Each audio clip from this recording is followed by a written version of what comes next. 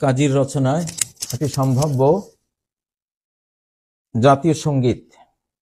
আমার ব্যক্তিগত একটা অভিব্যক্তি আমি দিলাম।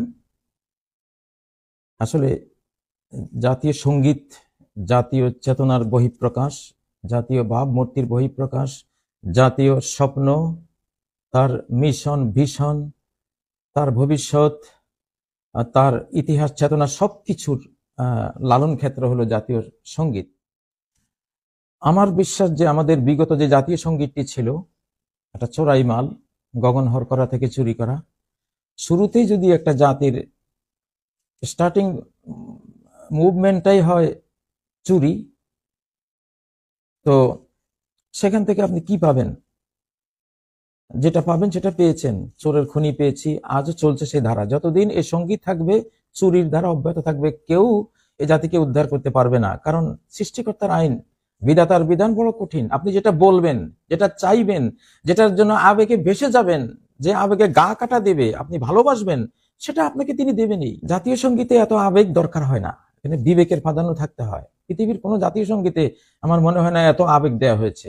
মিথ্যা আবেগ, চোরাই আবেগ, আরেকজনেরটা ধার করা। আমি গতকালও বলেছি, অনেকেই বলেছেন, আমার অনেক বন্ধুরা, আমাদের বাংলাদেশি বাংলা ভাষীরা অনেকে এটা নিয়ে কথা বলছেন। তো এই জাতীয় সঙ্গীত যেহেতু একটা চোরাই জিনিস, স্বত্বাধিকার হরণ করা হয়েছে গগন হরকরার, সেই সুরের কৃতিত্ব তার, সে ভাবের কৃতিত্ব তার, যিনি চুরি করেছেন তার না। আর চোরাই মাল যে রাখে সেও চোর।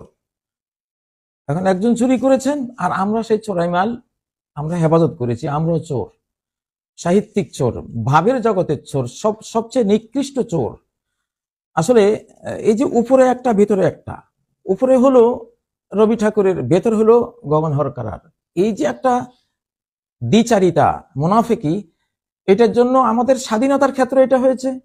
উপরে আমরা স্বাধীন, ভেতরে পরাধীন।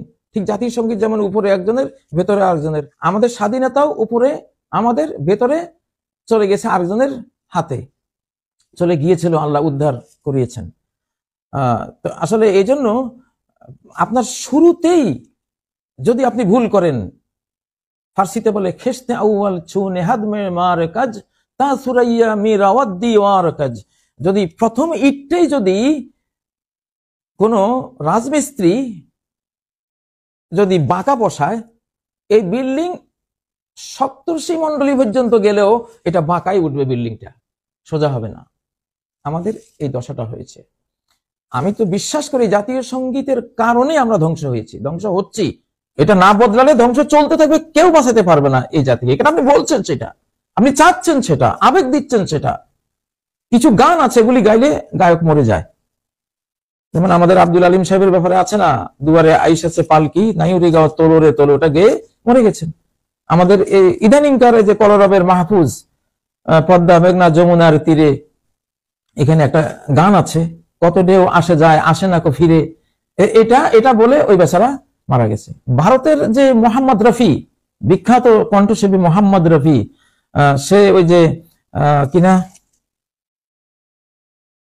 আই দুনিয়াকে রাখওয়ালে সুন দর্দ ভরে মেরে নালে, এই বেচারা এই গানটাকে মারা গেছে। গানের মধ্যে যেটা থাকে ওটা সৃষ্টিকর্তা কবুল করে ফেলেন, আপনার সেই অবস্থাই হয়। আপনি চোরাই মাল আপনার গানের মধ্যে রেখেছেন, জাতীয় সঙ্গীতের মধ্যে রেখেছেন, চুরি করার ভাইরাস রেখেছেন, চুরি করার সেই কর্মটা চর্য ভিত্তি সেখানে রেখেছেন। তো আপনার তো চর্য ভিত্তিতে গোটা দেশ ছেয়ে গেছে অলরেডি। এটা বদলেন আপনারা, জাতিকে বাঁচাইতে হলে এটা বদলাতে হবে। তো এখন চোর চেনার একটা ভালো উপায় হয়েছে আসলে। এই সঙ্গীতকে যদি কেউ খুব ভালোবাসে, আপনি খুঁজলে দেখবেন তার মধ্যে চুরির কোনো না কোনো দিক আছে। আর এই সঙ্গীতের পক্ষে যদি কেউ খুব বড় গলায় কথা বলে, আমরা বলবো চোরের মায়ের বড় গলা, সে চোরের মা। চোরা জিনিসের পক্ষে কথা বলছেন। দেখুন, ন্যায় নীতি ন্যায় বিচারের পক্ষে থাকেন সবাই, যেটা ন্যায্য সেটা। তো জাতীয় সঙ্গীত থেকে কিন্তু জাতীয় অধঃপতন উন্নয়নের সূচনা হয়। আর এখানে যেই বাদ্য বাজনা, আমি গতকালও বলেছি, বাজনা বাজলে সাপ আসে, সাপ না থাকলে জিন আসে, শয়তান আসে। আমি কালকে যে সিনারিটা দেখলাম, যে একটা মহিলা দুর্বল, সে একটা একতারা নিয়ে একখানে একটা জায়গায় একটা ছোট্ট ঘরের মধ্যে রাখলো, একটা সাপ শব্দে ওই সুর ঝংকারের সাপ আসলো, পেঁচিয়ে তাকে ছোবলের পর ছোবল মেরে শেষ করে দিল। এই সিনারিওটা আমি দেখেছি কালকে ওই জাতীয় সঙ্গীতের ব্যাপারে কথা বলার আগে। এটা তো বাংলাদেশ, এই মহিলা মিন্স এটা বাংলাদেশ দেখানো হয়েছে যে এই সঙ্গীতে তোমার এই দেশটাকে সর্বনাশ করেছে, এই চেতনায় ধ্বংস করে দিয়েছে তোমাকে। এত আবেগী জিনিস তো জাতীয় সঙ্গীতে থাকবে না, এটা মরমী জিনিসটা অন্য সময় আপনি যখন আল্লাহকে অর্চনা দিবেন, ডাকবেন, ইবাদত করবেন, তখন মরমী সুরে আপনি নিজে গান, সেটা অন্য জিনিস, মরমী জগৎ। কিন্তু এটা হলো কঠিন জগৎ, দেশ গড়া, দেশ রক্ষা করা, যুদ্ধের বিষয়, এখানে নীতির বিষয়, এখানে কঠিন। সারা পৃথিবীর ভোগ বিলাস আপনাকে ডাকবে, সেখান থেকে আপনি নিজেকে সেভ করতে হবে। এটা যুদ্ধ, এটা অনন্ত যুদ্ধ ক্ষেত্র। এখানে এত আবেগ একবারে গা কাটা দেয়া নো, চলে না এখানে। আর এই একটা জাতি সে গড়ে তীর তরবারি দিয়ে যুদ্ধ করে, আর পতন হয় দোতারা সেতারা দিয়ে। যখন সে গায়ক হয়, গায়িকা হয়, বাজনা বাদ্য গীতাল হয়, তখন পতন হয়। শামশির সেনান আউয়াল তাউস রুবাব আখির। জাতির উত্থানের ইতিহাস হলো শামশির সেনান, তীর তলোয়ার বল্লম, আর পতনের ইতিহাস হলো তাউস রুবাব আখির, দোতারা সেতারা একতারা, এগুলো দিয়ে পতন হয়। আমরা তো গড়ার মুহূর্তেই পতনের ডিনামাইট বসিয়ে দিয়েছি আমাদের জাতির একবারে ফাউন্ডেশনের মধ্যে, এটা চলবে না।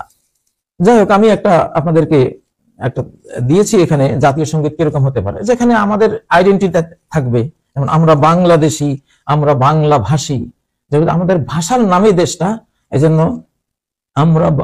আমরা বাংলাদেশি, আমরা বাংলা ভাষী, মুক্ত উন্নত বাংলাদেশ আমরা ভালোবাসি, স্নেহ মায়া দয়ার দেশ মোদের বাংলাদেশ, গোলামের শিকল কোরামরি বিকল, পরিমোরা বিকল জানে বিশ্ববাসী। আইডেন্টি, আমাদের ভিতরে কি আছে? স্নেহ মায়া দয়া আছে, আমাদের শিকল বিকল করার জাতীয় বীরত্ব আছে, একটা আইডেন্টিটি আছে, বাংলা ভাষার প্রতি একটা দরদ দিতে হবে। মানে আমি একটা টাইপ দেখাচ্ছি, আপনারা এইভাবে জাতীয় সঙ্গীত লিখতে থাকেন, যারটা আল্লাহ কবুল করেন সে হবে। স্বপ্ন সোনার বাংলাদেশ শপথ নেয় বিচার, স্বপ্ন সোনার বাংলাদেশ শপথ নেয় বিচার, দুর্বলে রাখবো সবল পরোপকার অঙ্গীকার, বিশ্ব শান্তির ধর্মে মোরা মানবতার শত্রু নাশী, আমরা বাংলাদেশি, আমরা বাংলা ভাষী, মুক্ত উন্নত বাংলাদেশ আমরা ভালোবাসি। সাগর কন্যা বাংলা মাগো বিশ্ব বৈচিত্র্যময়ী, তোমার তরে দামাল ছেলে মেয়েরা যোদ্ধা রক্তক্ষয়ী, অন্যায় বন্যায় বৈরী যাতনায় তোমার পরশে হাসি। যত অন্যায় হোক, যত বন্যা হোক, যত বৈরী যাতনা হোক, হে মা, বাংলা মা, নিজ দেশকে মা বলা যায়, হাদিসে আছে হিয়া উম্মুকুম, এই পৃথিবীটা তোমাদের মা, তাই না? এটা মানে আমাদেরকে পালে। যেমন যারা জাহান্নামে যাবে, উম্মুহু হাবিয়া, তার মা হলে জাহান্নাম, জাহান্নামে থাকবে, সে জাহান্নামের সাথে ম্যাচিং করা চরিত্রের মানুষ, জাহান্নাম তার মা। তো সেভাবে পৃথিবী এটা এক ধরনের মা। এখানে অনেকে আবার মা বললে না বুঝলে বলবেন যে হুজুর এটাকে মা বললো কেমন, না, এটা হাদিসে আছে। সাগর কন্যা বাংলা মাগো বিশ্ব বৈচিত্র্যময়ী, সারা বিশ্বের একটা বৈচিত্র্যময় দেশ মনে হয় বাংলাদেশের মতো আর খুঁজে পাওয়া যাবে না। তোমার তরে দামাল ছেলে মেয়েরা যোদ্ধা রক্তক্ষয়ী, আমাদের ইতিহাস, হাল আমলের ইতিহাস পুরোটাই রক্তক্ষয়ী যুদ্ধ। অন্যায় বন্যায় বৈরী যাতনায় তোমার পরশে হাসি, আমরা বাংলাদেশি, আমরা বাংলা ভাষী, মুক্ত উন্নত বাংলাদেশ আমরা ভালোবাসি, স্নেহ মায়া দয়ার দেশ মোদের বাংলাদেশ, গোলামের শিকল করে মোরা বিকল জানে বিশ্ববাসী। ৩-০ বাংলাদেশ বলবে বিধাতা বেশ বেশ, সাজাবো খাঁটি স্বাধীন দেশ, রাখবো না কো হিংসা দেশ, মোরাই শ্রমিক মোরাই চাষী, আমরা বাংলাদেশি, আমরা বাংলা ভাষী, মুক্ত উন্নত বাংলাদেশ আমরা ভালোবাসি। মানে একটা জাস্ট একটা নমুনা দিলাম আপনাদেরকে। এখানে যে বললাম 3-0 বাংলাদেশ বলবে বিধাতা বাংলাদেশ, বিধাতা বাংলাদেশকে বেশ বেশ বলবে কিভাবে বুঝলাম? এভাবে বুঝলাম যে ইস্তেখারা করেছি, ইসমে আজম পড়েছি, শাহানশাহকে সাথে নিয়ে তো লিখেছি। এটা তার অপছন্দ হলে তিনি আমার কলমে আনতেন না, সেই জন্য বলেছি ওটা। তিনি নাও বলতে পারেন, জাস্ট একটা আশা এটা। অনেকে বলতে পারেন যে বিধাতা যে বলবে আপনি কেমনে জানলেন? না, এটা হলো গোলামের একটা আশা। তো যাই হোক, লেখা আছে এখানে, নমুনাটা দিলাম। জাতীয় সঙ্গীত এটাই আপনার জাতিকে হয় উঠাবে, না হয় অতল তলে তলাবে। আল্লাহ তৌফিক দেন জাতীয় সঙ্গীতের বিষয়ে সঠিক সিদ্ধান্ত নেয়ার। সুবহানাকাল্লাহুম্মা ওয়া বিহামদিক, আশহাদু আল্লা ইলাহা ইল্লা আনতা আস্তাগফিরুকা ওয়া আতুবু ইলাইক। আসসালামু আলাইকুম ওয়া রাহমাতুল্লাহি ওয়া বারাকাতুহু।